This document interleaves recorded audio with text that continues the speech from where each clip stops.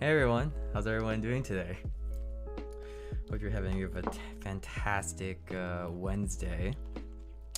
I recently been playing a lot of Valheim, you know, the hot new game, and it's really been pushing back like a lot of my video creation. I have like this huge backlog of like ideas I wanted to do, and I think a couple of weekends ago I was like, you know what, I'm just gonna buy Valheim because I heard so many good things about it. And I bought it and I just keep playing it. Oh my god, it's such a great game. I'm like a sucker for open world games, open world survival games, especially if they're co-op. But before we start ranking the switches, I want to update you guys on some things that came in. So I finally decided, well, let's see. Okay. So I was using this engineer soldering sucker for quite a while, and it's good for like one-off desoldering. Okay, it's really good at that. But desoldering a whole board with this is just incredibly painful. So I decided to go ahead and just buy the Hako 301. I have like at least 3 boards I want to desolder. The inks off of the mode 80 with the palm plate build, because I'm not using the palm plate build anymore. I'm gonna use the hot swap build. I wanted to desolder my first ever custom mechanical keyboard, which is a KBD 75. That's with the Zelios V1s, and I'm debating whether or not to just lube the Zelios or replace the switches with like navies or something.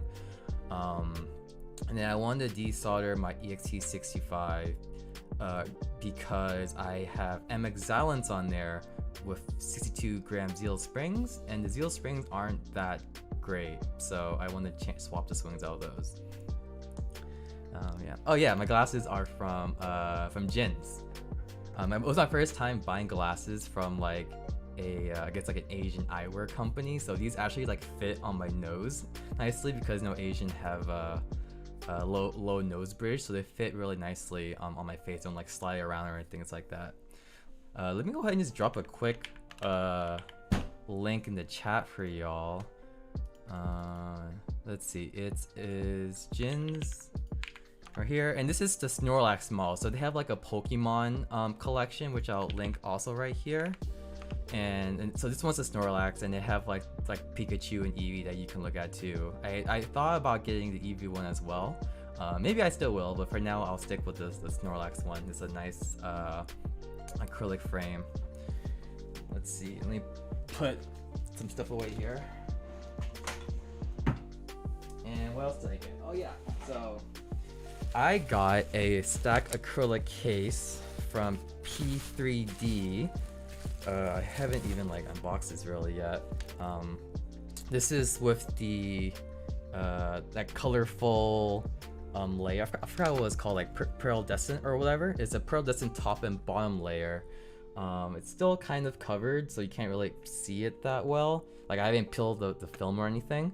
But this is for the LCK75, which is a through-hold 75% keyboard build. And that hasn't shipped yet, so I'm just waiting for that to ship before I like really just unravel this case here. And it'll be my first time doing like a through-hole build with like soldering in dials and things, so that would be interesting.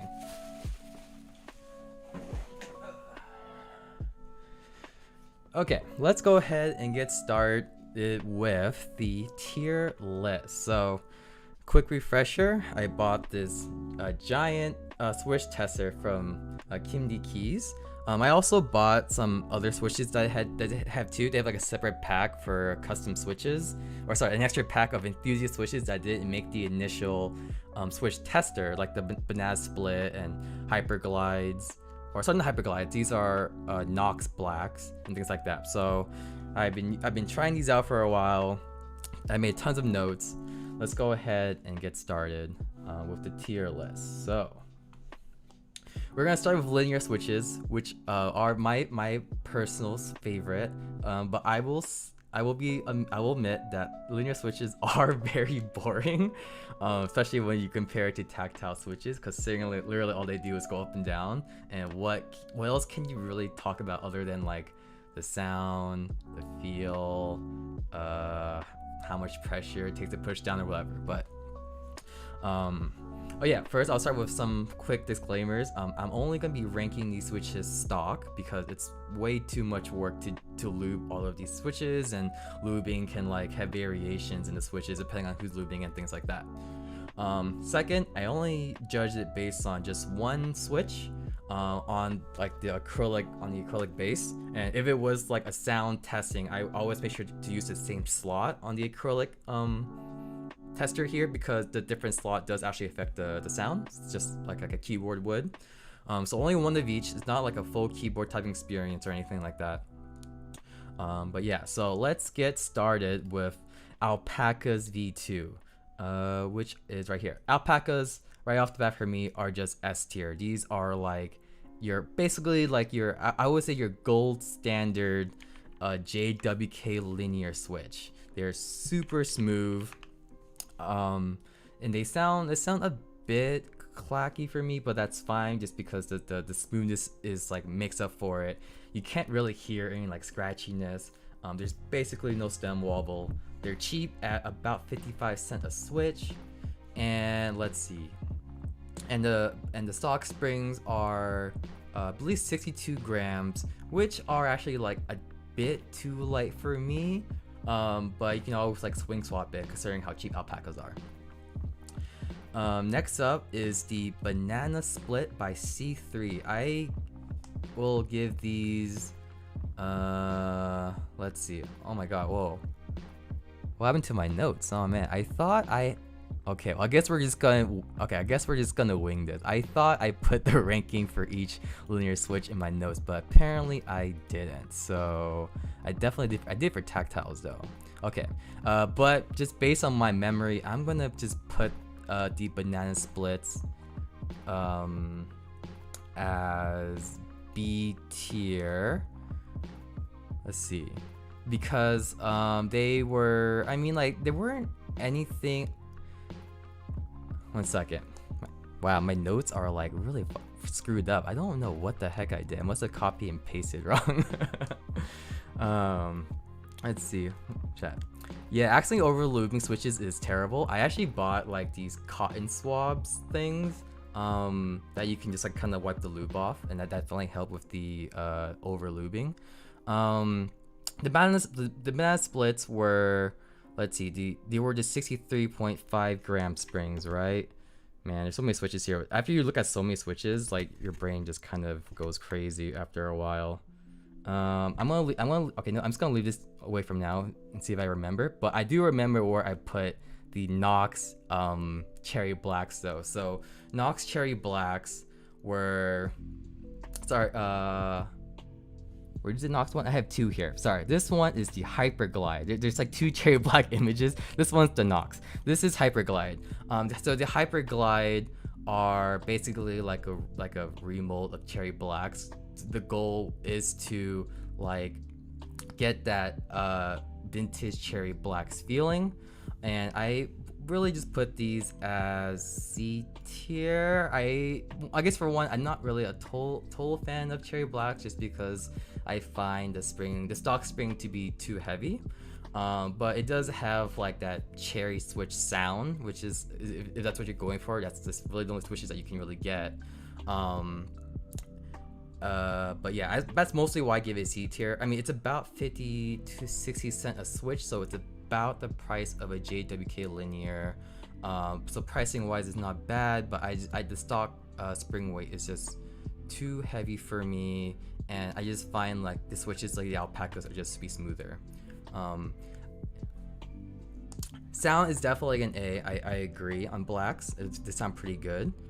Let's see, have I tried all these? Yeah, I have tried all these switches. I have them all here and here. I was just like tapping back and forth between all to try to get comparisons, and for sound tests I made sure to use the switch in the same slot just to compare the sounds evenly. Overall, I'll put Hyperglide Black C tier, but if you really want that cherry sound, that's the only way you're gonna get it. They have a very different sound from like JWK linears. Okay. Oh, actually, no. Here's another one of my favorites. Gateron yellows. The KS3 version. So the milky tops and like the black bottoms. These are S tiers because one, they're 24 cents a switch. Like they're basically the cheapest switch around that you can get. They're the hands down the best budget option. Stock, they're not the smoothest. Like the Alpacas are definitely smoother, but you know at this price point, at like 2 Gateron yellows for 1 Alpaca, that that makes an S tier for me. And you can also go ahead and just lube them up if you really want that smoothness. I think of Gateron yellows as a easy budget switch for like maybe you have like a really cheap hot swap build, or maybe you bought a pre-build that comes with Gateron yellows. They work fine there. Or maybe you have like a mid-tier build, like let's say like a $300, $200 top mounted 65%. If you just lube these Gateron yellows, they'll do just fine there. But I do feel like after you get to like 400 plus for like a custom build for just a case, that's when you probably will just go for JWK linears. But yeah, I think Gateron yellows are a great budget to like mid-tier custom keyboard option for a switch. Let's see, what else do I want to talk about next? I am gonna go and talk about marshmallows. These are also S tier for me. I'm gonna get the S tiers out of the way. These are my 3 S tiers, and if I were to rank the S tiers, I would probably put marshmallows first, Alpacas second, and then Gateron yellows third. Gateron yellow spring thoughts. Yeah, okay. Sorry, good point. I forgot to mention, I really like the stock Gateron yellow springs. They're about like 62, 63 grams bottom out or something like that, but there are longer springs. So the reason why the Alpacas 62 gram springs are too light for me is because they're like the standard 14 millimeter, and with the Gateron yellow's longer spring kind of causing that slow curve spring effect, which even if you don't know anything about springs, go watch my videos on like aftermarket springs. Having that longer spring causes more of a preload, so that my hands or my fingers don't accidentally just activate a switch when I'm just resting on top, because there's a higher initial force. So I really like the stock Gateron yellow springs overall. Yeah. I missed the first two. What switches already ranked? We have gone over Alpacas V2s, Gateron yellows, and Hyperglide blacks, and now I'm gonna go over Marshmallows. So with marshmallows are S tier for me because one, they're the same price as Alpacas at 55 cents Switch. However, they are really hard to get now just because the original like group buy is already over. And I think it's a little secret, which maybe I don't want to tell you guys because I still want to buy more Marshmallow Switches. But 3D Cubes is supposed to be getting more Marshmallow Switches in stock from Thicklock, the original vendor for Marshmallows, but I don't really know when that's happening because I'm guessing like COVID has caused a bunch of like shipping troubles and stuff like that. So I'm not sure when they're getting them, but whenever 3D Cubes get Marshmallows in stock, I'm definitely gonna buy more of these because I really like these Marshmallow Switches. So they're about 55 cents Switch, so they're like in that really like nice price tier. They're really smooth. I think they were like, I believe they were the first V2 JWK linears, so super smooth.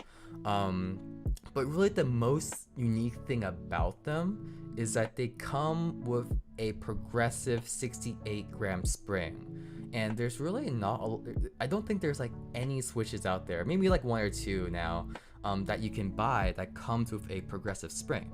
So a progressive spring, what it does is that there is a lighter initial force down, but then as you keep bottoming out, it starts to get heavier to push down, and it can help with like not bottoming out, but I still bottom out. I feel like most people do, but having it go from light to heavy gives the spring like this nice like bouncy feel to it when you type. So it makes a linear switch go from something just super boring to something that's a little bit more interesting. And I also, so that's why I really like the Switch. And overall, I just like the stock sound over the Alpacas because the Marshmallow stock sound is a bit deeper. So I really appreciate that. Why do people tell you that you shouldn't bottom out? I believe the reason why you shouldn't bottom out is because it's technically like wasted force. Because if theoretically, if you can activate a switch by just going halfway rather than going the full way, why not just go halfway so you can type faster, use less force or whatever? But not bottoming out is extremely hard. Like I don't know how anyone does it, to be quite honest. Like I tried practicing not bottoming out for a while and I just gave up. So I just didn't care anymore about it because like in the end it doesn't really matter too much. And I just like bottoming out, probably because I play a lot of games, and when I'm gaming I'm not caring about bottoming out or not. I'm just trying to activate the switch. Yeah.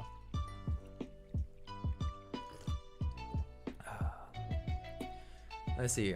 Are you considering the sound switches making this tier list? I am considering a sound. So this is not like a very scientific tier list. I literally just like took this whole thing and started messing around with it and just wrote my opinions. Like that's about it. I didn't want to be too scientific about it. But for me, I'm not rating this sound as highly, I guess. Like really the biggest thing for me is like, what is the price of this switch? How does it feel stock? Like how smooth it is. Essentially, how smooth is the switch, and what is the spring weight for me? So price, smoothness, spring weight are like my top 3 things I'm looking at, and then the sound I would say is like number 4. 150 gram spray is a key not bottoming out. Yeah, no, that's true. Can you even buy? I wonder what's the heaviest spring that you can buy. I've seen like 78 grams, and that's just insane. I don't know how anyone types on 78 grams. All right, let's see what we have here. I'm gonna go with Silent Alpacas, which is this one. Silent Alpacas I'm putting as A tier. Like the Alpacas in the S tier, the stock spring is a bit too light for me at 62 grams. But I will say they are probably one of the best silent linear switch that you can buy right now. at 70 cents a switch. You honestly don't have like too many options when it comes to a silent linear switch. But I'm ranking Alpacas as the top one here. They're essentially, you know, alpacas but silent. I really don't. There's not much I'll say about it other than they're a bit more expensive just due to like the rubber they need to put on the stem to make it silent. And I'm just gonna put it as A tier because silent switches for me are like, I don't know why anyone. I feel like silent switches aren't a thing where you want to use them for the most part. It's because you have to use them, whether you're working in an office or maybe you don't want to have the sound go through the microphone when you're playing games or recording or whatever. So that's why I'm putting them as A tier. Yeah. How is it even possible to not bottom out on tactiles? Yeah, that's a good point. I feel like tactile switches, you're like bottoming out after you like go through that initial bump. Especially these days, since a lot of tactile switches tend to be on the more emphasized bump. But maybe using like browns or ergo clears, maybe you can train yourself to not bottom out just because the bump isn't so pronounced. Found the strongest spring from my keyboard. Yeah, I'll think about that. Claris made a custom 150 gram switch, really? Damn. It's crazy. Okay. Next, I'm gonna talk about. I'm just randomly picking a switch. I'm gonna say creams are. Oops, not that one. NovelKey creams, I will say are. I'm like debating whether I'm gonna put them as C tier or B tier. I'm gonna say C tier for now. Depending on how the rest of the list pans out, I may move things around just because my notes are all messed up now. But I'm putting creams as C tier just because, one, they are very scratchy stock, and I think everyone knows this, right? People are always like, oh, you gotta like break these switches in to like get the full value of them. I'm not gonna spend the time to break a switch in. Are you kidding me? That's so much work. Like, it's kind of like how I was playing Xenoblade 2 on the Switch, and after like 5 or 10 hours, I just couldn't get into Xenoblade. And I was like reading so many things online where people were like, oh, you gotta keep playing Xenoblade. It gets so much better in like 20-30 hours in. But like, I'm not gonna suffer for 20 or 30 hours just so I might like this game. Which is the same thing with creams. Like, everyone buy creams because they are one of the thockiest linears available. So if you really want that thock cream signature sound and you're willing to like make that sacrifice of either breaking in the switch or just looping them and then just keeping them as like not the smoothest loop switch but they're still pretty smooth, then sure. But I'm not gonna go for that. For me, that's why for me it's a C tier. I might move it down to a D tier. We'll see. I honestly don't remember what. Wait, let me check my list real quick. What other switches are in here that I might have a D tier? I'm gonna put them a D tier for now. D tier. But yeah. Let's see. Sounds bad and springs absolute trash. Aren't creams clacky? I don't think creams are clacky. I'm pretty sure they're thocky. I listened to more sound tests, but from my testing with these, they sounded pretty thocky. Let me okay. Here's an alpaca switch.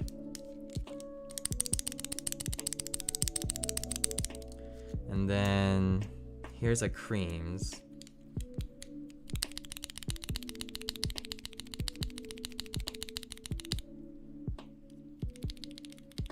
Yeah, that definitely is a deeper sound to me versus the alpacas. And I made sure to use the same slot on the acrylic base for that sound test there. So I do believe creams are thockier. But I mean, if you're getting cream today, in the end, I mean, like, all these switches will work fine. I had to be very like picky when it comes to this tier list because all linear switches are like basically the same. They all just feel scratchy or not scratchy in the sound for the most part. But yeah. All right, let's see what's next. I'm gonna do Gateron black ink. I can't remember which one's the cyan black and which one's the regular black. I think this one's regular black.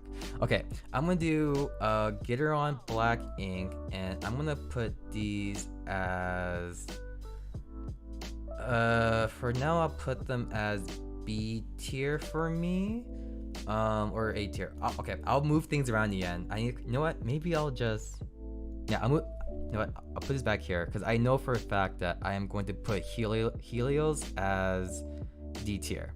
Let me do the switches I know for a fact. I know for my opinion. So I'm gonna put Helios as D tier because they're $1.2 a switch.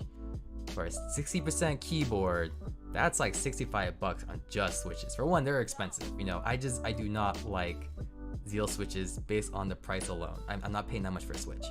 They are smooth. Don't get me wrong, they are very smooth. But so the Helios is the silent linear switch, right? So they're competing against Alpacas. I'd rather just get Alpacas. I find the rubber on the Helios to be stiffer, but not as stiff as the black silent ink. So in terms of like rubber stiffness for silent switches, Alpaca's the softest, then Helios, and then silent black inks.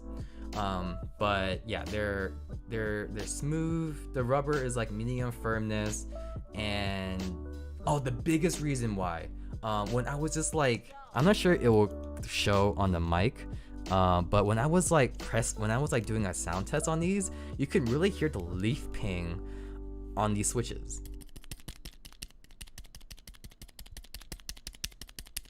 I don't know what's gonna come out. I had to like really do this to hear them like clearly, but like there is definitely some leaf ping on the Helios, and on the silent switch that's definitely not great. So I'm giving these a D tier. Yeah. Let's see. Does anyone know why Zeal switches are so expensive? I honestly don't know. I think at one point I looked into it, but I just didn't care for the most part. I mean, Zeal switches are definitely some of the smoothest switches around. He probably has like his own mold or something, but they're just too expensive. Yeah.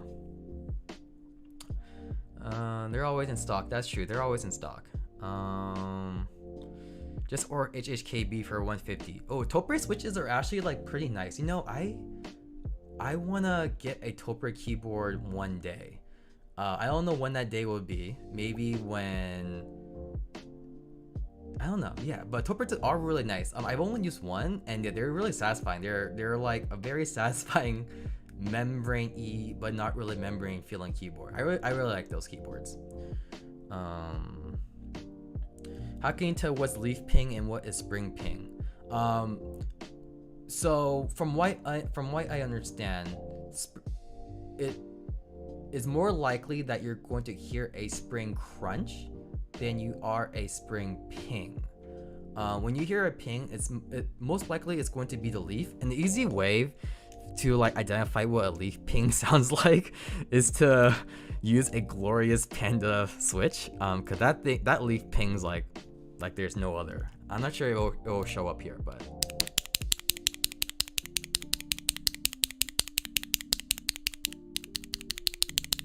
yeah, I don't know how well it comes past the camera, but like once you like put a glorious Panda switch to your ear and you hear that leaf ping, you can't unhear it. You just kind of know what that is. So that's why I hear it on the Helios. Yeah.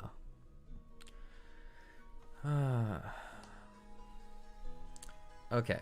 Yeah, I will turn this to a video. I'm recording right now, and I'm gonna trim it down a little bit. All right. What else do I have here? That I have tangerine. Okay, tangerines I am putting as A tier. I'll put them past the silent alpacas. There's really not much you can say about tangerines other than they're a really solid switch. I mean, they were a super high linear switch. They're priced really well at 65 cents a switch. They're smooth. There's no stem wobble. The only reason why they're A tier and why alpacas are S tier is because alpacas are 10 cents cheaper. But you can't go wrong with either alpacas or tangerine. So, yeah. What are some ways to get rid of glorious Panda leaf ping? You know, I have lubed the leaf in the glorious pandas and that helped, but you still get it. I don't think there's any way for you to fully get rid of that leaf ping, sadly. But lubing the leaf can help, but that does reduce your tactility a little bit, especially if you're using like a Crytox 205G0. Maybe you want to like go for like a Tribosis 3203 or 3204 instead. Yeah. I feel like most Tactile have some leaf ping, but you can't really notice it when tapping because of Tactile a bit. You know, that might be right. Maybe. I never really noticed any other leaf pings on most other Tactile switches really. I have to do maybe once we do the Tactile part, I'll take a closer listen to them. Let's see. Oh, for 420, can you click it harder and faster? No. Thanks though. Okay. Let's see here. What else do I have? Alright, let's go back to the banana split. I'm gonna put these at B tier. Banana split are basically the same as tangerines. They're like recolored. Yeah, I believe they're the same. I don't think there was really anything different. Maybe the housing got different. What else is my note here? Apparently I thought that the banana split were basically the same as tangerines, but the sound was a bit higher pitched. So I don't have much to say other than I guess they're B tier. They're whatever. There's nothing special about them, so B tier. Let's see. Let's go ahead and do Gateron black inks. I'm gonna put black inks as I'm trying to balance out this tier list at least a little bit. I'm gonna put them as I kind of want to put them at B. I'm gonna put them at B for now. You know, everyone really liked black inks, and for good reason, because they have a pretty nice sound signature to them. But for me, the reason why they're a B tier stock, by the way, stock, is because one, the stock spring is too heavy for me. They're like bottom out at 70 grams. That's after a while, it just makes my finger just fatigued. So I don't like that. And I apparently have some weird leaf noise with my black ink, which is interesting. These are the V2s. I'm not sure if y'all have any issues with your black inks making weird leaf noises. At least on the one I got some weird leaf noises. So putting them as B tier, but they are a favorite of a lot of people. I mean, they're a solid switch for the most part, and they're not really that expensive at 75-cent switch. You could go for red inks. That's true. I haven't tried red inks yet. But if they're the same as black inks, then for me, red inks will probably be A tier. Likewise, let's go with silent black inks. I'm gonna put these as B tier as well. So as a silent switch, so Alpacas silent linear for me is the best at A. I'll put the silent inks at B. No, actually, I'm gonna put them at C tier.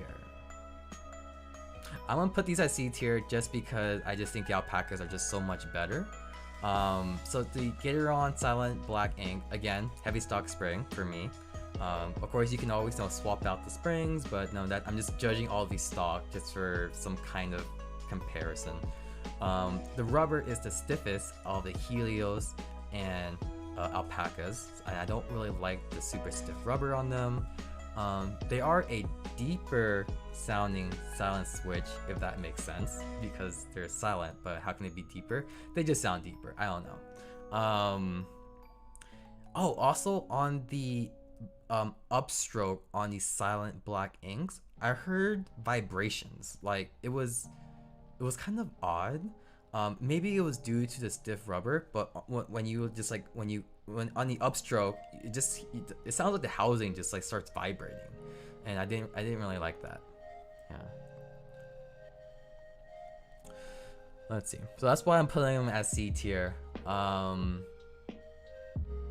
Yeah, that's it. C tier. Okay, what else do I have? Oh, I have NOS black. So NOS is new old stock cherry blacks, and I'm gonna put these as D tier. I'm not sure if this is like a hot take or anything, because I feel like NOS black inks are some kind of like weird cult favorite.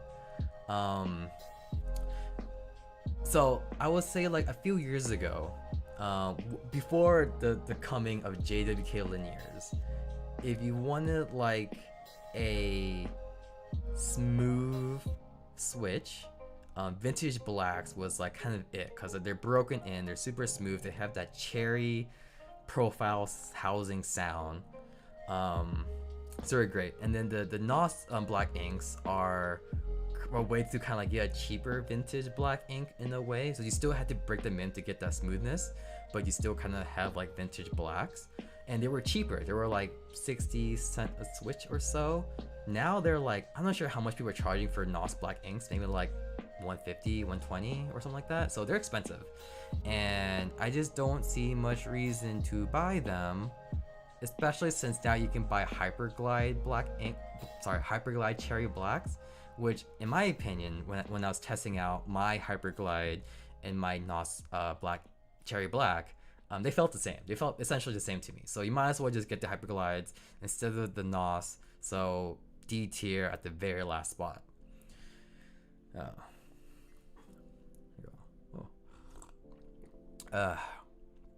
Okay. Let's see. Then we have Helios.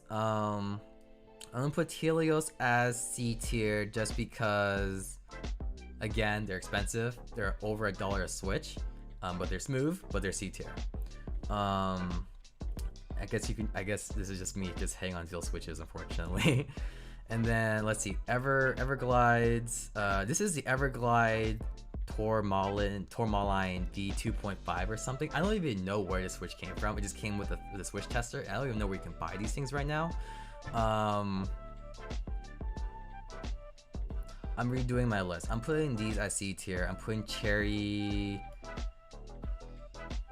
Oh wait, hold on. I think this is the Cherry.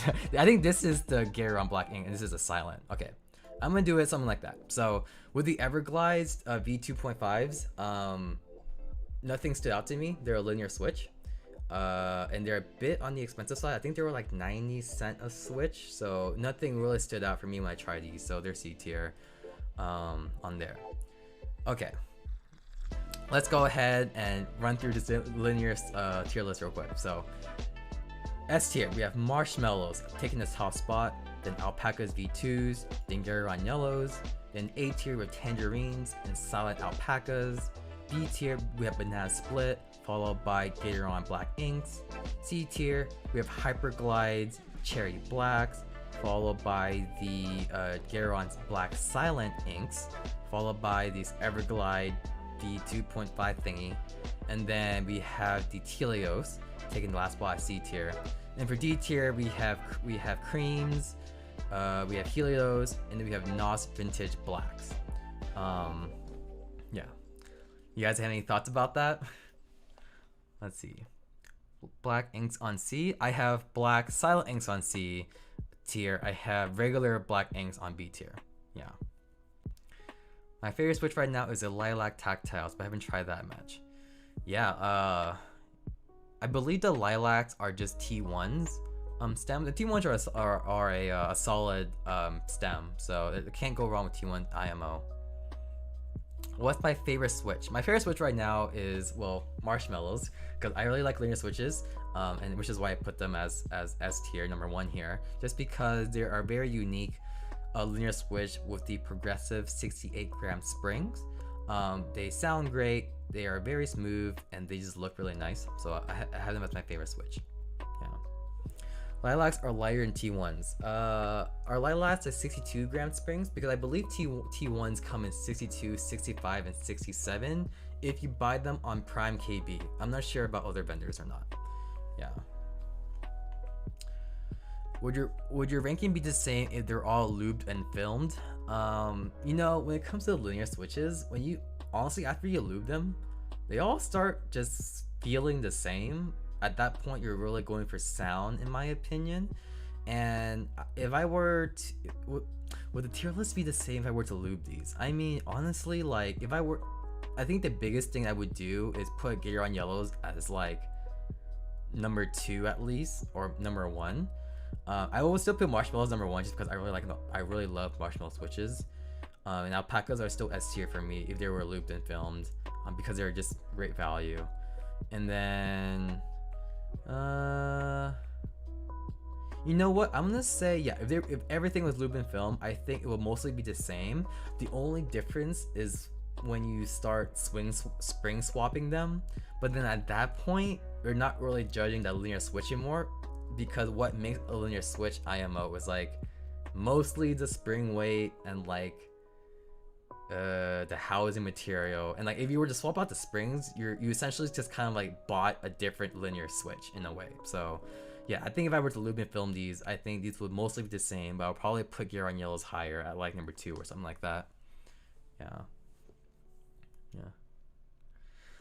Let's see. You gave black inks a B, but milky yellows an S. Milky yellows are cheap. For 1 Gateron black ink, you can buy 3 yellows. Like, that's value. You can build 3 more keyboards with Gateron yellows. I also just like the springs on yellows more than black inks. That's why. Would creams be higher for the thockier sound? For me, I guess if you like really care about that thockier sound, I would put them as maybe like C tier. I just don't like the scratchiness that comes with creams, and I don't want to break them in. And if you lube them, it probably would help with the scratchiness, but I don't think it'll be as smooth as some of the other switches. So for me, they're still like not a great switch. All right, let's go ahead and go to tactile switches. I think that's something that most of y'all prefer anyways. All right, let's see where to start here. Okay, I know where to start. The Alas, I don't know. D tier. These are silent tactile switches. They're a very light tactile switch. They're basically almost a linear D tier. That's all I can say. They're just not that great. Yeah. Yeah, everything are switches I've tried so far via the NovelKeys switch tester. Yeah.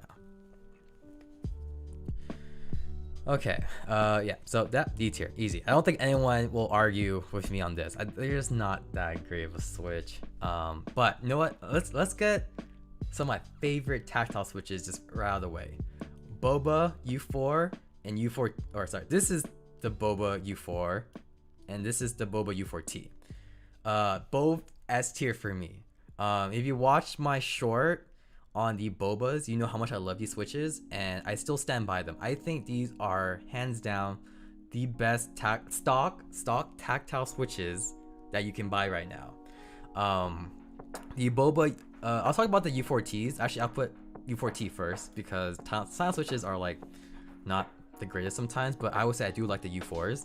The Boba U4Ts are great D-shaped tactile bump. I really like the D-shaped tactile bumps rather than the sharper P shapes like the Zelioses.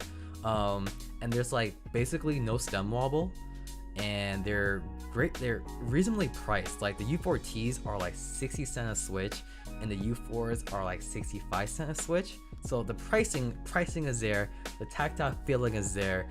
You can get them in 62 grams or 68 grams. I like 62 grams actually, even though 62 grams on linear switches are too light for me. On tactile switches, you have to go over that bump, and going over that bump makes it so that I don't accidentally activate the switch while I'm just resting my fingers on them. So both are great switches, S tier for me. Yeah, and housing are super tight, so that's great. You don't need to film them. You don't need to lube them unless you want a deeper sound. I guess you can lube them, but like they're a great stock switch, gold standard for me, S tier. Let's see.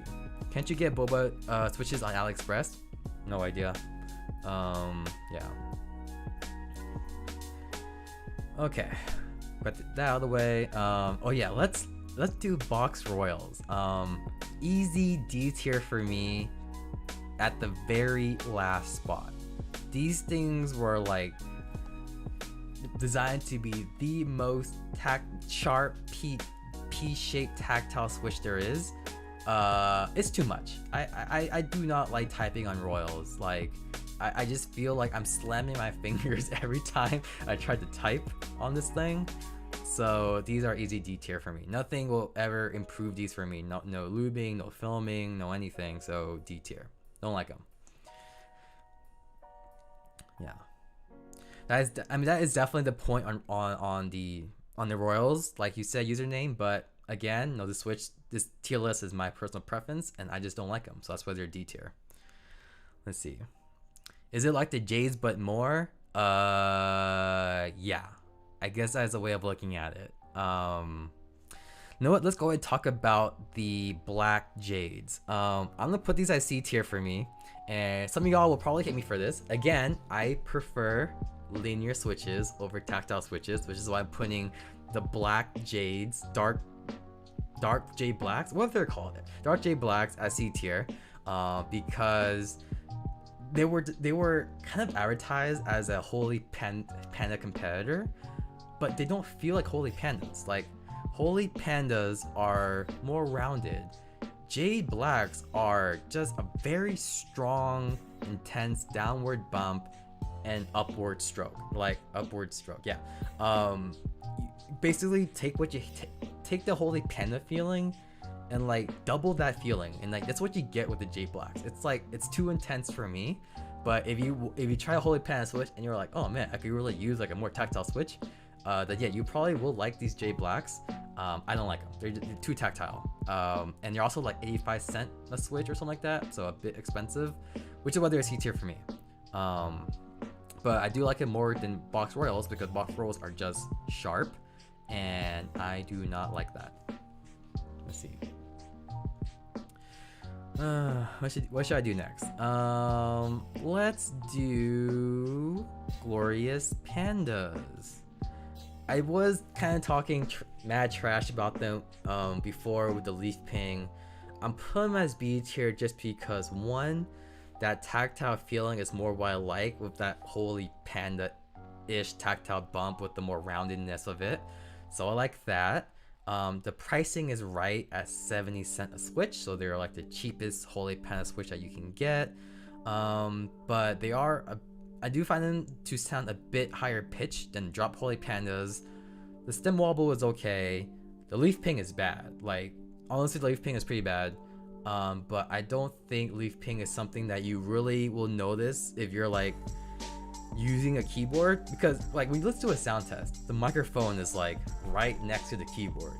You don't type like this, right? That's why sound tests are like kind of misleading. So when you're just like using Glorious Pandas, you're not really gonna hear that leaf ping, which is why I'm kind of like not caring too much about that, but it is there. But overall, B tier for me, because they're also like in stock like all the time, so you can always get them. So that's great. Yeah. Let's see, kiwis. All right, yeah, let's do kiwis. Kiwis for me are, let me double check. I'm pretty sure they're A tier. Yep, kiwis for me, easy A tier. They're a T1 shaped like stem with the special key company housing, whatever housing that they use. It's a clean sound, so you don't really hear any leaf ping or spring crunch. And if you were to let's put the T1 on there too. I'll put these at T1's A tier, but right before the kiwis. So the kiwis are 65 cents a switch. The T1s are 55 cents. So the T1s are a bit cheaper, but I just like the kiwis more. I just, for some reason, like it's pretty minimal, but like I just like the kiwis more. I find it to be like a bit smoother. I like the sound of kiwis more. Feeling wise, they feel about the same. And pricing wise, they're roughly the same. But T1s are a lot easier to get than kiwi switches. I believe the kiwi switches on Key Company are now out of stock, but Prime KB seems to always have T1s in stock. So you can get the kiwi switches. T1s are fine. I like kiwis a tad more, but they're both great. Yeah. Would I be interested in doing a podcast about, why are we just doing a podcast? I mean, you know, I want to say yes, but I will be curious about, I guess, like, it depends on the topic of the hobby. I'm a little hesitant if it's something about like the history of the mechanical keyboard hobby and like all the old school keyboards and things like that. If it's something like along those lines, I'm not the one for that. But if it's just like the hobby within the past like 3 years, like yeah, I totally be down for that. I think that'd be super interesting. I've never done anything like before. Yeah, there's that. I didn't realize that there were. I guess I didn't really realize there were mechanical keyboard podcasts out there. Something I'll look into more. Yeah. Be more like explain the purpose of the hobby. Okay, yeah, totally down for that. Why not? That sounds exciting. Yeah. The hobby is some kind of a meme. Think the hobby is some kind of a meme? I mean, I don't see it as any different as like buying an expensive watch in a way.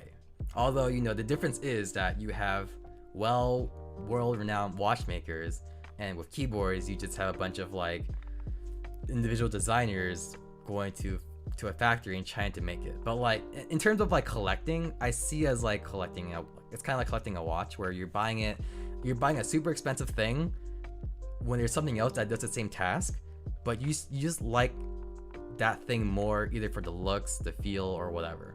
I feel like a lot of people who buy like watches, they buy them just to look at. I don't think they even use them to look at the time. That's kind of how I think of like keyboards in a way, except that no one cares that you have a nice keyboard, but people care that you have a nice watch. So it's like an underground thing. I don't know where I'm going with this. Anyways, moving on. Okay, blueberries, D tier. You know what? Yeah, let's go to blueberries. Ooh, my keyboard just spazzed out a bit there. Blueberries are, I had them as C tier for me, but like at the very end of the C tier, going close to D tier. Because I could. So the blueberries have like a 2-step tactile bump, which is kind of interesting, and the tactile bump is like more drawn out. So it's kind of nice. I would say it is kind of nice. It's something different, but they are kind of scratchy like Creams. I think they use the same housing at Creams, I believe, so they're scratchy. There's definitely an audible ping on the upstroke, and the sock springs are like 80 grams, too heavy. So C tier, but like basically almost D tier on the blueberries for me. Oof. Okay, let's do the what should we do here? Maybe I'll do dragon fruit next. Dragon fruit, look wise S tier, switch wise B tier. The reason why they're B tier for me is because I appreciate that there's a switch out there now, a tactile switch that's not all about a strong tactile bump, because there are people who prefer a softer tactile bump like Ergo Clears, and that's what a Dragon Fruit switch was meant to be, kind of like an Ergo Clear competitor. So they're less tactile than like all of these other switches on this list right now. So if you wanted like a softer tactile feeling, Dragon Fruits are probably for you. But yeah, you can really hear the leaf ping as well on Dragon Fruit. And the stem wobble was like not fantastic, but stem wobble for me is like not a big deal. So I'm giving them a B tier. But like at the very end of the B tier, close to C tier. Yeah. Oof, need water. Okay. Why don't we do Zelios V2s? Zelios V2s, B tier, before Glorious Pandas, after the Dragon Fruit. So okay, one, again, Zelo switches are very expensive. These Zelos are $1 a switch. The tactile profile is a sharp tactile P-shaped bump, so that's the one I don't prefer.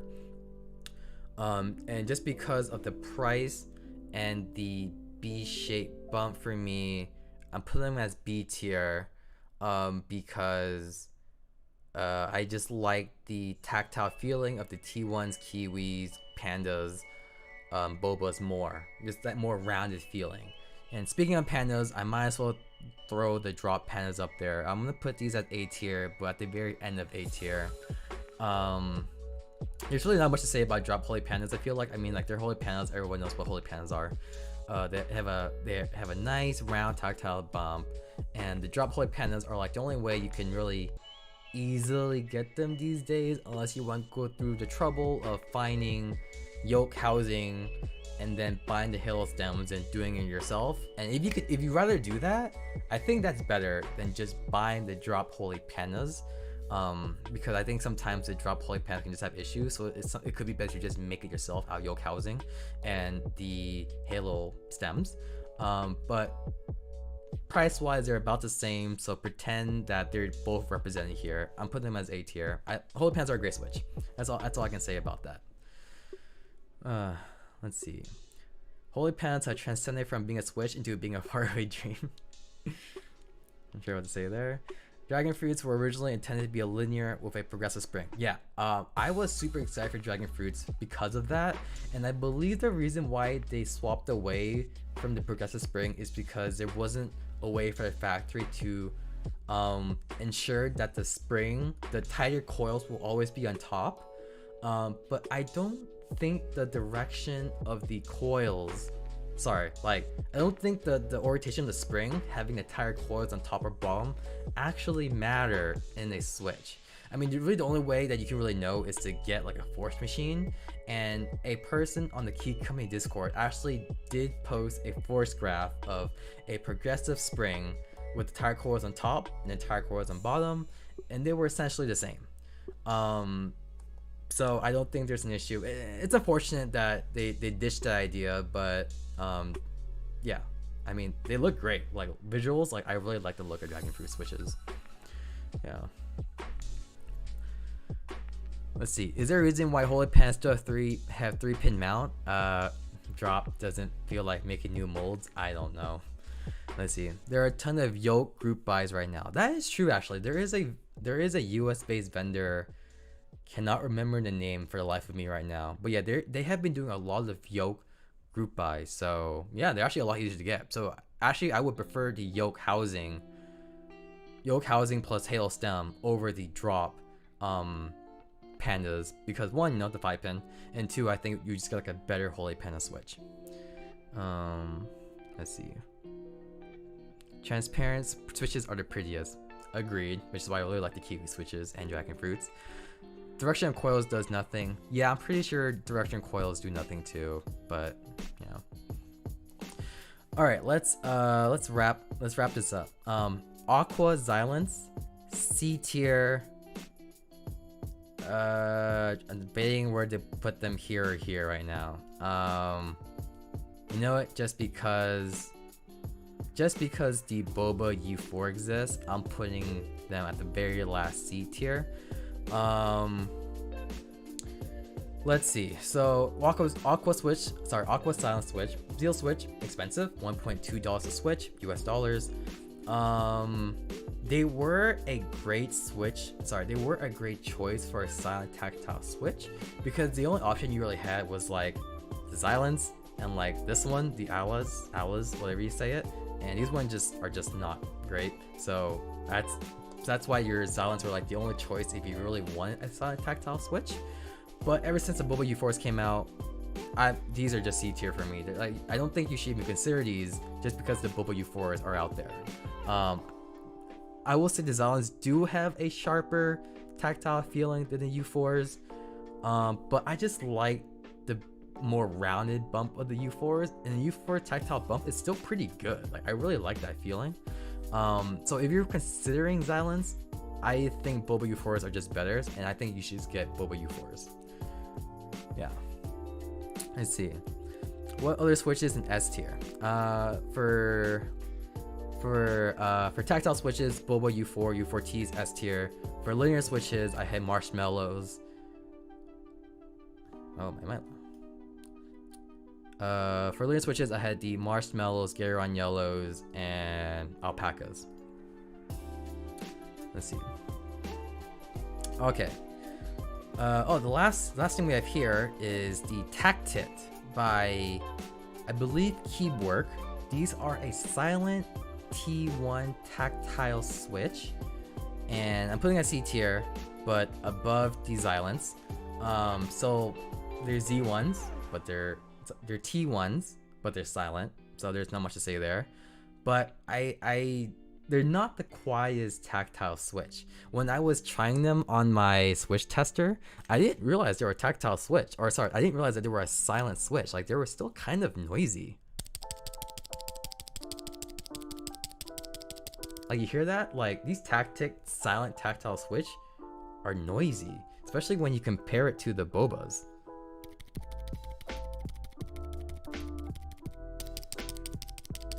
So as a silent switch, they don't do a very good job at that. So C tier. Actually, I'm gonna put these like here, just because they're a bad silent switch. What are the differences between U4 and U4Ts? Yeah, U4s are silent, U4Ts are not silent. But the tactile feeling is like basically the same. Yeah. Okay, wrapping up the tactile switches here. On S tier, we had the Boba U4Ts and the Boba U4s, tactile, silent, great. A tier, we have Kiwis, T1s, and drop holy pandas, but at the same price point, I would prefer just to get yoke housing with the halo stems. B tier, we have glorious pandas, Zelios, and dragon fruit. C tier, we have the dark jade blueberries, aqua xylent, tactit switch, and then we have the Alice and box royals at D tier. That's it for tactile switches. What do y'all think? What are your favorite tactile switches? Like, where would you move your favorite switch around? What is your S tier? Let me know.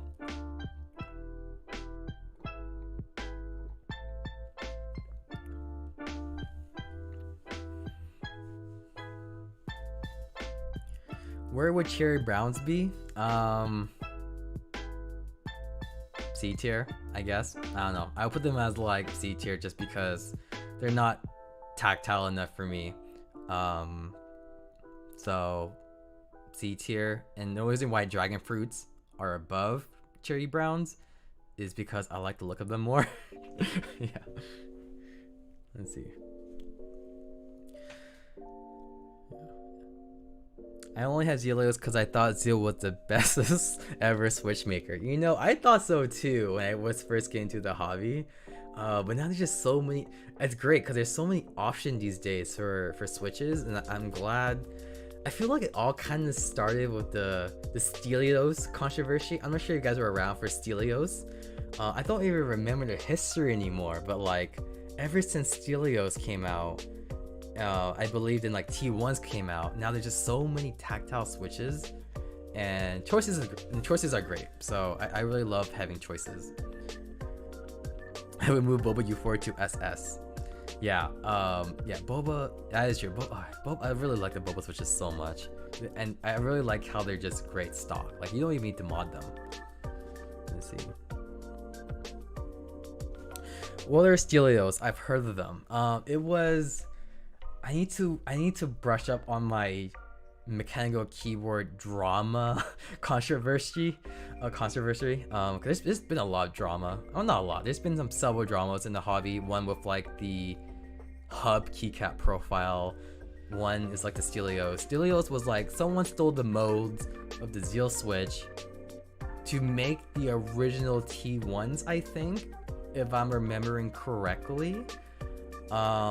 And they were selling KBD fans, and at some point KBD's like pulled T1s just from their listing, and then you couldn't buy them anymore. But then for some reason they just came back because another factory like didn't destroy the molds, stole the mold or something. I don't know. Point is, someone stole the housing for Steel switches and made T1s out of them, and then KBD fans stole them, NovelKeys sold them. Something happened around, hey, our molds got stolen, or Zeal was like, my mold got stolen, and then KBD fan pulled T1s out. NovelKeys never got any more stock. But then some other factory got the molds anyway and started making T1s, and now you can just get T1s and likewise kiwis. So I don't know. Yeah.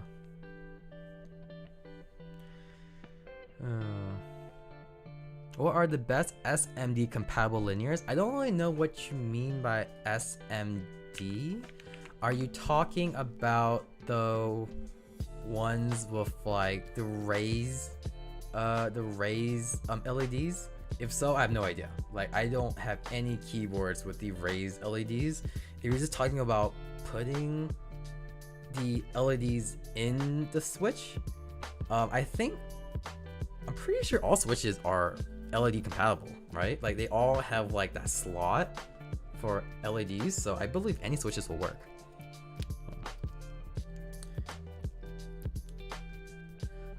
Let's see.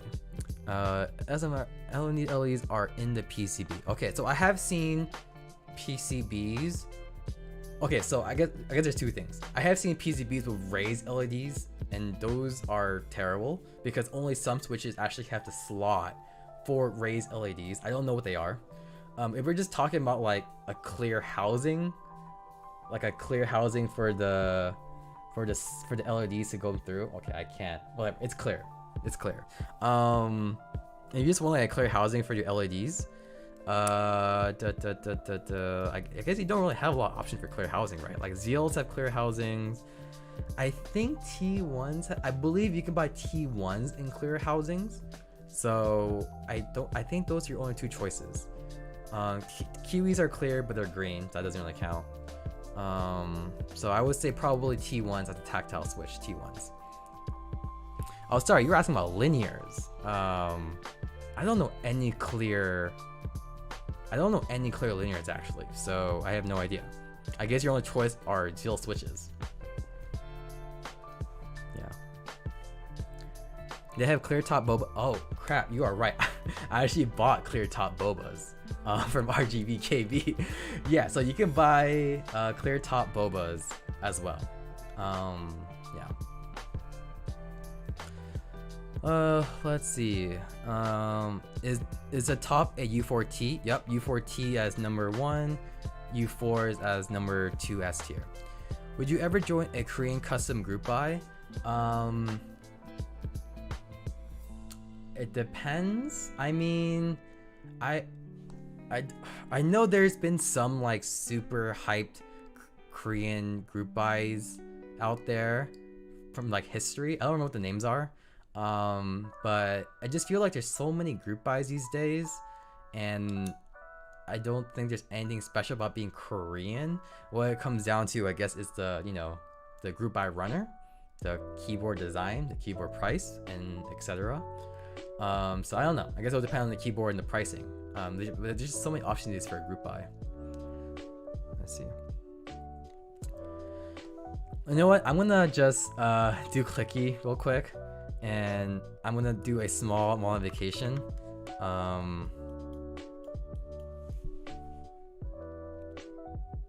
That seems right to me. What do you guys think? Oh, hi Shoobs. Glad you can make it. Yeah, I don't like clickies. They are I would say they are something satisfying about clickies, but they're just not great. Like, if I really had to rank these, I would do something like that. I don't know, dude. Like, I just don't care. I think I like jades the best, I guess, box jades, but like they're all just F tier for me. So we're MX blues. These are enthusiast key switches, so blues are common. That's why they're not in this list. But if I would put blues, I mean, blues would probably just be last. Like, if you want a clicky switch, you don't really get blues. You get like one of these 4 or some other options that are out there if you want a clicky switch. But yeah, I do not like clicky switches. Let's see. Have you tried pewter switches? No, I believe those are like the new browns, right? I haven't. I don't know. I don't know if I would like. I don't really like browns too much. That's why I didn't get them. But I guess if you like the brown tactile feeling, then I heard they're great. Yeah. Let's see. I heard KO block whites are top tier clickies. No, actually that's true. My thing didn't come with box whites. That's why I do not have them here. But yeah, I did try box whites at a keyboard meetup. I would say, yeah, I mean, they seem like a great clicky switch, but I don't like clicky switches. But yeah, I heard good thing about box whites. Where did you buy the U4Ts? I bought them off 3D Keys, a vendor in Texas. Yeah, 3D Keys. Maybe I'm gonna find a link for you real quick. Ah, here they are. Oh, not found because they're sold out. But I'm not sure if they ever get restocked. That's where you can get them. Okay, do you think you'll ever build an Alice again? I don't know. Like I wouldn't build one to have another one because I already have one. And honestly, an Alice layout isn't my favorite just because there's no arrow keys, and I like arrow keys. I guess that's what it comes down to for that. Okay, you know what? Let's do something fun. Let's do the Frankenstein switches. So I here have 5 of the popular Frankenstein switches that you can get. And let me pull up my notes because for some reason it keeps closing. Where is it? Let's see. Wow. Okay, here they are. Okay. Yeah, we just did tactile linears. If you missed it, watch out for the video. I'm recording it. I'm gonna chop it down into a video, and you can watch that. Okay, so we have Pandas, Pandazilios, MX Xylants, Creamsicles, Zykos, and Blueberries plus T1s.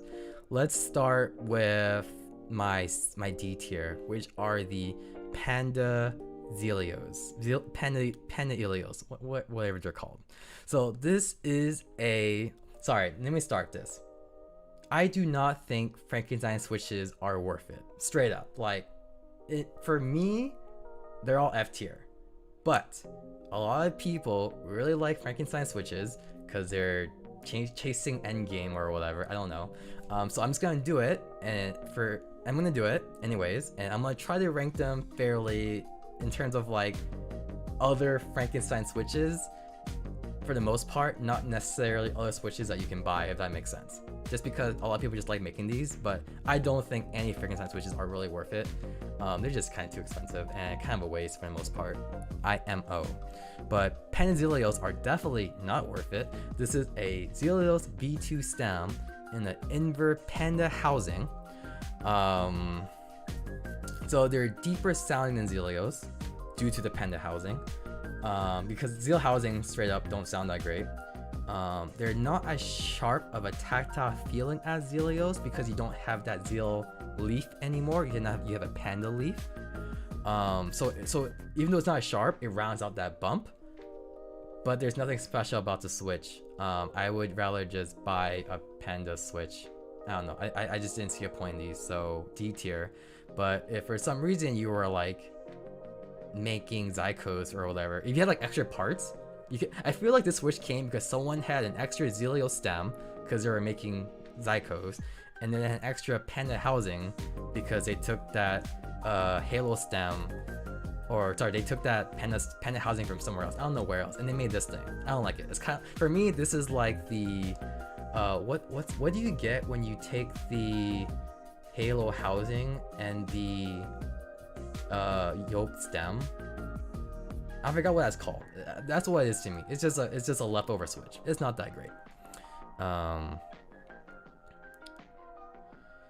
Okay, so next let's do MX Xylants. So I actually do have MX Xylants because when I built my EXE65, there was like no silent linear switch option out there, really, other than a cherry silent switch. And cherry silent switches are like fine, but the housing isn't that great because they weren't that smooth. So you wanted to have a smooth housing, you just put it in the Zeal housing and you get MX Xylants. So they are a gray smooth silent switch, and the cherry silent stem is the rubber is smoother than the other silent switches, the silent Alpacas, the silent black inks, the Helios, but they're C tier because I mean, like, I was trying. I did tell you guys I was trying to compare it against other Frankenstein switches, but like I'd rather just get Alpacas these days. Like if you want a silent linear switch, just get Alpacas. I don't think there's really any reason to make MX Silence anymore. But they're a silent linear switch, and silent switches are generally like not like a choice. It's because you have to for the most part. So C tier. Unholy Pandas. Yep, Unholy Pandas. That's what they're called. Unholy Pandas. Okay. Next up, let's talk about Creamsicles. I'm putting this S tier. So Creamsicles, the point of these is to get the deeper sound from the cream stem, and the smoothness out of the tangerine housing. So this is a cream stem and a tangerine housing. So you get this deeper sound, and but you also get a shorter travel distance because the cream stem is actually longer. So you're trading off a shorter switch travel distance in exchange for a deeper cream sound. If you like a shorter tactile, if you like speaking is hard. If you like the less switch travel due to longer stem, then it's a win-win, right? Because then you get the shorter travel distance, and then you get the deeper sound from the creams. And for me, I don't really care about the travel distance too much. Like if it's shorter, I personally don't really care too much. So in the end, this is for me a lot of benefit. It's smooth, and you can even like choose to swap out the top for like, I don't know, a cream top or a cherry top to just make it even deeper sounding, I guess. So these are a pretty good linear switch, but again, Frankenstein switches are expensive. These are like $1.30 a switch or something like that. But I mean they're nice, so S tier. Yeah, and you get a nice colorway for a switch. That's true, they do look pretty damn nice. Okay, let's go ahead and do Zykos. Zykos are S tier. I was skeptical, but after I tried them, these things are like $2 a switch. You need a Zeal housing, bottom housing, and you can also make them with Zeal springs. I don't like Zeal springs, so if you're making Zykos, just get different springs. Don't get Zeal springs. You have a Panda top, and then you have a Halo stem. That's like 3 different switches, right? That's insane. So let's see. Aren't Zykos difficult to put together? I have heard of that because I guess like I don't know why. I only made one. I didn't really have issues, but you know, if you're making Frankenstein switches, I don't think the difficulty is playing a big role here because you're going that extra mile to like combine switch parts together. But the reason why I really do like Zykos is because they feel similar to Holy Pandas, but due to the Zeal housing, the Zeal leaves gives it a much firmer feeling. And I do get the appeal now. They feel tactile. They feel more tactile because of that Zeal leaf. But you still get that nice rounded bump from them. But then they're expensive. Like $2 a switch, like 3 different switches. I have heard they're hard to put together. I haven't heard why. Maybe because the leaf can be weird or something like that. But I guess they're S tier. I love Frankenstein switches. I would never make them, but if you want to go through the trouble of chasing endgame, S tier. Lastly, we have blueberries and T1s. Okay, these are interesting. So this is a blueberry stem in a T1 housing. Okay, so first of all, you're going to have some trouble with these because the T1s only comes at the heaviest a 67-gram spring, and when you use a 67-gram spring with this blueberry stem, it actually sticks. Like when you press down, the stem will stick for a little bit and then go back up. There's just not enough like upward force of the spring to shoot this thing back up. Maybe because of the double tactile bump of the stem or whatever, of the stem legs. So one, you just need a stronger spring. So you're gonna need blueberry switches, T1 switches, and aftermarket 70-gram springs or so. 2, even with a 70-gram spring, it was still kind of sticking. So I lubed it with 205G0. I lubed the leaves, and that helped. That basically got rid of like all of the sticking, and it really didn't affect the tactile switch, the tactile feel that much, because holy crap, these things are tactile. Like, but it's kind of like flipping a light switch. Like, it's a very sudden tactile feeling, and it's unique in that sense. Like, I like it more than like the sharp tactile feeling of like box royals. Maybe because this one is just like, not only is it sharp, it's also like very strong, and it honestly feel like I'm just like flipping a light switch like up and down. And like, since I actually do like flipping light switches up and down a lot because it's just a nice feeling, these do feel interesting, but I don't think I would like typing on them because, again, that is a very strong tactile bump.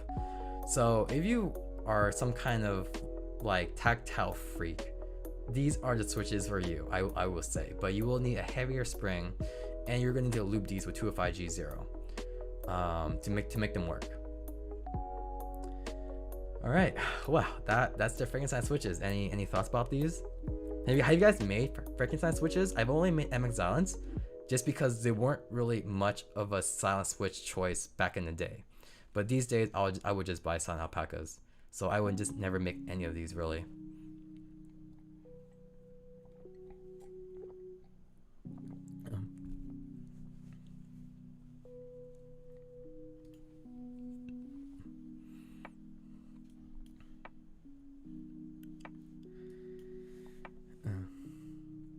My forest Frankenstein switch is a Zelos V2 Hauser Gateron red stem. That's pretty funny. Did you order a Model M TKL? I don't know what. No, I did not order any. Isn't the Model M like the IBM one? Unless there's something else I'm missing. But no, I did not order any. I haven't ordered a keyboard in a while because I'm waiting on at least 3 keyboards: LCK75, GMMK Pro, Sunsetter. I believe it's just those 3. I hope it's just those 3. That's a decent like weight right there. Let's see, what's first in the tier list? Creamsicles? Yep, Creamsicles are S tier for me. Would you include original Holy Pandas in this list? I would not. They were technically a Frankenstein switch, but I feel like these days I can't consider them to be a Frankenstein switch, just because you can just buy them outright from drop. And yeah, you could make it Frankenstein out of the yoke and the halo. I don't know. For me, they're not Frankenstein. For me, they're not really Frankenstein switches anymore. But if I were to put them somewhere here, I would put them S tier, just solely on the fact that it has a nice tactile feeling and it's not too expensive of like over $1 a switch about. So I would put them after Zykos probably, just due to the pricing alone. Unicom came out with TKL, really? I did not know that. Model M TKL. That's cool. I'll look into that, but yeah, I didn't know about that. Hi Leanne, welcome. I hope you had a great time climbing. Cool. Well, if there's nothing else about my thoughts here. Here's a quick run through of them again. Yeah, I think this one's the best here. Don't like clicky switches. Let's see, any updates for y'all before I sign off for the night? I have a video coming out soon. Besides this video, which is like a trimmed down stream, I have a video on like displaying keyboards like on a stand or on a shelf or something like that. I have that mostly planned out, and I shot some B-roll of that, so that should come out somewhat soon if I'm not too distracted by Valheim, because Valheim is a huge time sink right now. Is the Mode 80 as stiff as people make it online? Okay, the Mode 80 is not a flexy typing experience, but it's not the stiffest. Like, if you want stiff, like this right here, this Think 6.5 V1 with the integrated 4.5 millimeter plate, this is a stiff typing experience, and like it vibrates. Like when I'm like typing over here, I can kind of feel it on my other hand. Like it starts to, it's honestly a little fatiguing, which is why I've considered selling this thing, just because it's not my favorite typing experience. But I do like the polycarbonate. The polycarbonate just looks nice because it works with like any key set, really. It's a nice color for just any key set. So let's see.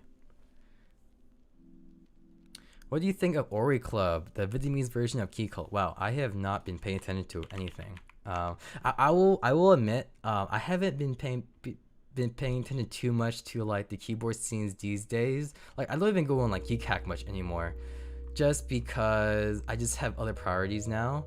Oh, this is interesting. Honest, I would say like I've been in this hobby for like over 2 years now, and after a while they all just start looking like rectangles, but slightly different. But it's kind of cool. I kind of like this.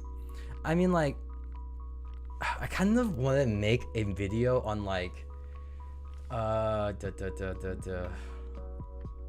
like keyboard at different price points, like what you're getting, like what are you getting at sub $100, what are you getting sub $300, what are you getting sub $500, and just kind of show you guys, or show people like, just like after a while you're just paying for like very small things, like it's just not worth it at some point for in terms of like value, but you buy because you want it, because it looks nicer or whatever.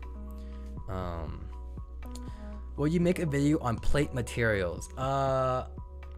Probably not. Like so I've thought about making a video on plate materials, but the only way I can really do it fairly is if I were to buy like a tofu and buy all of the plates for a tofu and then do a comparison for all of them. But people have already like kind of done sound tests of that already, and I don't want a tofu. Like if I buy keyboards, like I keep them, and because I'm just like kind of lazy to resell them, and I just don't want a tofu because I already have so many keyboards. But generally you can find what you need off Reddit, or even ask people on Discord. Like I guess the most popular thing is like brass, aluminum, and like polycarbonate, essentially. You want brass for like a thockier sound, but a stiffer typing experience. Aluminum is a great middle ground. PC is pretty great because it's flexy and gives you a pretty nice sound. But now there's also things like Palm and FR4 and carbon fiber. It's a lot. Like you need one keyboard that has all of the plates to do a fair test. And right now I'm not looking to do that, but maybe someday. I found that brass actually do make some sounds like a bit deeper. Again, maybe it depends on the keyboard too. That's why it gets tricky. Like originally I thought brass resulted in like a higher pitched sound, but I think it actually results in like a deeper sound. So I don't know, it's crazy. Like that's why sound tests are kind of hard too. It depends so much on like the keyboard, the mic, the recording setup, and things like that. Let's see. But I have thought about that, of like plates in general. Like how are plates mounted on the keyboard? Like top mount versus gasket mount versus bottom mount, etc. And also plate mounting materials, plate materials. I thought about doing all of that, but it got too big. So I might just do a video on like plate mounting styles, and then do a plate material video later. But I would say this, don't worry too much about plate mounting style. There's just so many other things that play a bigger role in what a keyboard feels like the switch itself, rather than the mounting style. But yeah. Let's see. I've been in this hobby for like half a year, and all look like rectangles already, unless they're acrylic or have nice engravings. Yeah, I mean, they all start looking the same. Some of them have like a top right blocker of a badge design. Yeah, that is true. Like, I mean, it is what it is. I mean, like, there's not too many things you can do with a keyboard, I guess. Although there was like, was it the Time 80 or whatever? Was it called a Time 80? I hope so. Yeah, Time 80. Like, this is something like different, right? Like, it's a keyboard rectangle, but there's like, it has this very interesting design on the bottom. The downside is you can't see the bottom, so kind of sucks, but like it's something different, right? Which is why like there are a lot of keyboards out there like Keycult would have a nice bottom, but for me, like I can't see the bottom, so I don't really care. So then I started looking at side profiles, and yeah, I guess like there are, if you want like a nice side profile that's different, you're paying for that, right? Because there's so much machinery and like creating a nice side profile. Yeah. Let's see. Thoughts on the GMMK Pro after the stream today? Wait, was there a stream on the GMMK Pro today? Because I was not paying attention. I'm trying to like not watch any GMMK Pro material because I'm getting my own and I want to go in blind. Like I don't want to know anything about this keyboard other than the fact that it seems to be the next hype thing. I mean, what was it, like 170? Gasket mount, hot swap, south facing LEDs, knob. Like that sounds pretty good, right? So I am looking forward to it. I will say one thing I do not like about GMMK, and I'm definitely going to mention this in my video, is their, what do they call it? White ice or snow what's it called? GMMK. What is their silver color called? It was like, okay, apparently this is called white here, but I thought that white ice. I hate this term, and I hate this because it's not white, it's silver. And if it's silver, just call it silver. So I hate that. Yeah. Let's see. What about the design philosophy between Western and Eastern design? Western tend to be more tame and minimal, and Eastern tend to be more flashy. I'm trying to figure out if that's true or not, because I feel like I have seen some Eastern, some keyboard group buys from Eastern that are also very simple. Like for example, the S58. Well, oh, I don't know what that is. S58. Like this one is like pretty simple by Sam, and he has some other ones. Like this is a simple keyboard from, I believe Sam is, I don't know if he's Korean or Chinese. I just know he's not American, so we'll leave it at that. So that's pretty simple. And I've swore I've seen some more intricate West design from Western group buys. I just can't think of any top of my head right now. I think maybe it's just because there's a lot more Western group buys that we see, and there's a lot more group buys that tends to be more simple in general, right, rather than more intricate. So so I think that's what it is. I think there just have to be more Western group buys that we're looking at, and group buys in general tend to be simpler rather than flashy. I think that's what it is. I could be wrong, but yeah.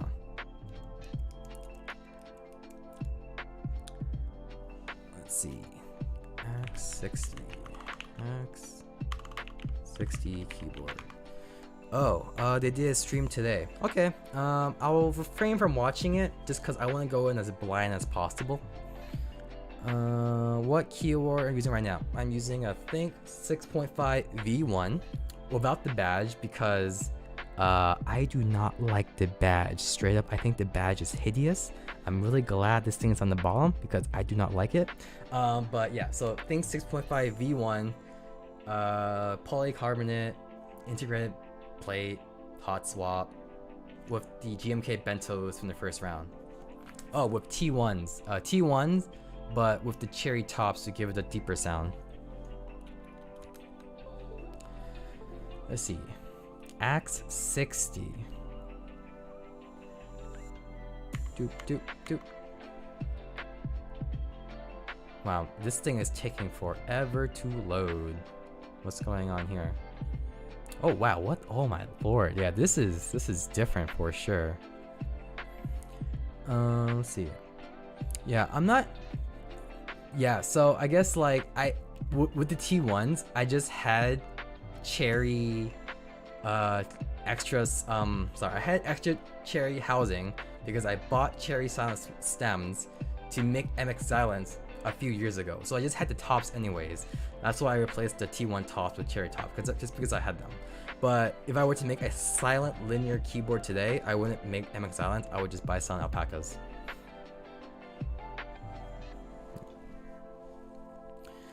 Man, this is taking forever to load. I'm not sure if these images are just really big or is my internet just being weird because I'm streaming. Maybe the images are just humongous. Is there a compress? Maybe I'll just watch the video. Wow, yeah, that is crazy. That's different. I mean, okay, I would say first off, I'm not a flashy guy. I like minimal, clean design, and simple design. So I'm glad there's a lot of these. So this keyboard isn't for me, which is why I didn't buy the Space 65. Ultimately, I thought about it in the first round and the second round, but I was like, the design language is really not for me. So I didn't buy the Space. But like, this is unique. Like, if you want a keyboard where someone walks by and be like, what the hell is that thing? Like, this is it. This is cool. Well, I wouldn't buy it, but this is cool. I wonder how much it is though. And this thing must cost a crap ton to machine. Is there a pricing anywhere? Guess not. Okay, that's cool. I'll keep an eye on this though.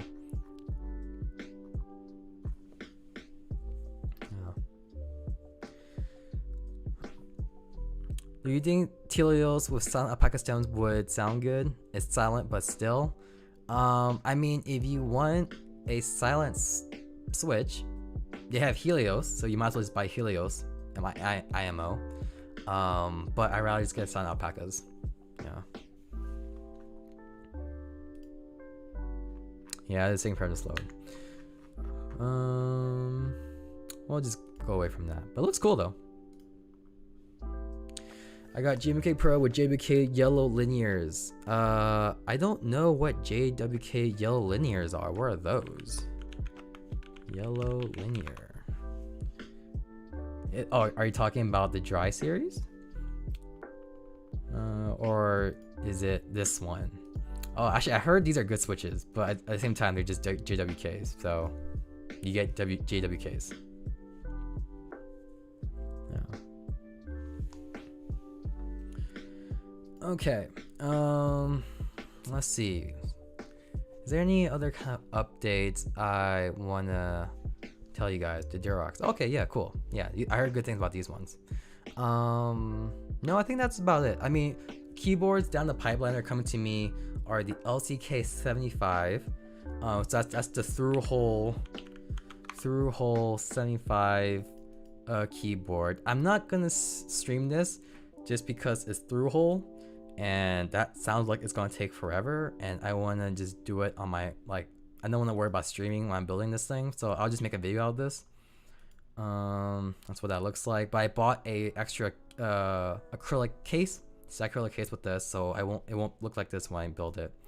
And oh, actually, I am also going to mil-max these, so it'll be my first time mil-maxing, which is why I'm not gonna stream, because it's gonna take forever to mil-max through hole diodes and all that crap, so it's gonna take forever.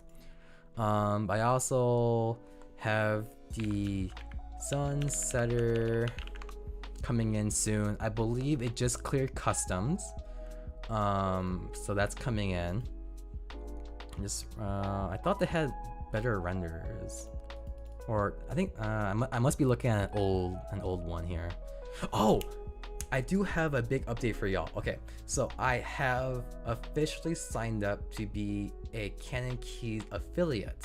So funny story about how that happened, because Leanne, my significant other, she has a friend who has a son-in-law who works at NovelKeys.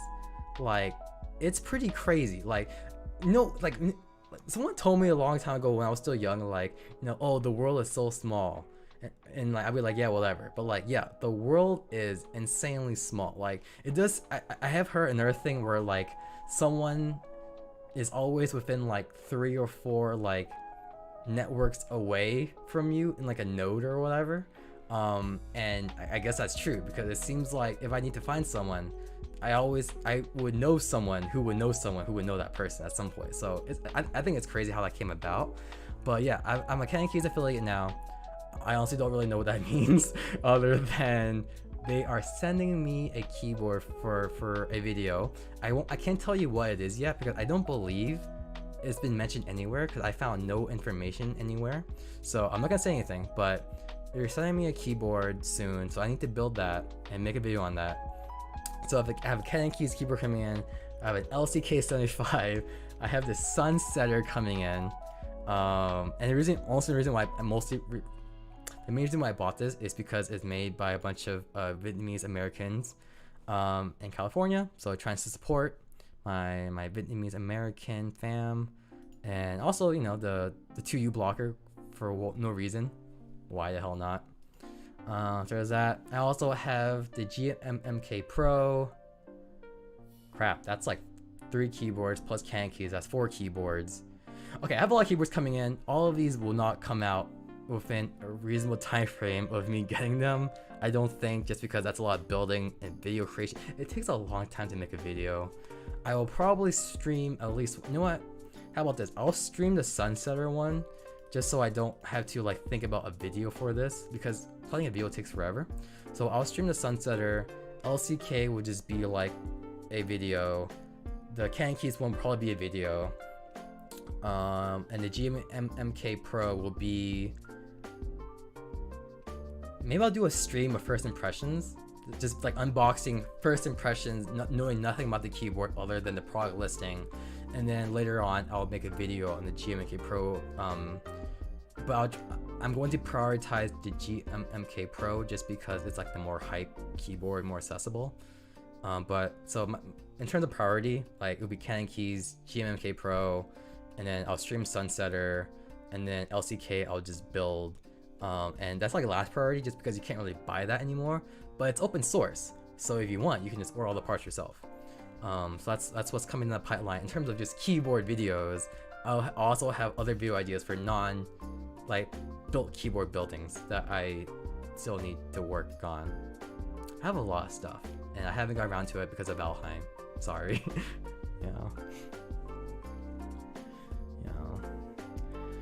You gotta get more keyboard shelves. Well, I bought keyboard stands actually. 'Cause I think having keyboard stand on a nice bookshelf looks a lot more. So yeah, I do have a video coming down of like keyboard stand options that you can buy. Lube MX Blues are Jesus. I should try lube and click a switch one day. I've heard like you're not supposed to. I just want to do it to see what happens. But anyways, let's see what else is there. I'm planning on building a Switch Contour Alice with Hotspot PCB. Oh, nice. Yeah, the Switch Core Tour Alice looks really nice, especially with like their Pearl Descent or whatever thing. Yeah, they looks like a great keyboard.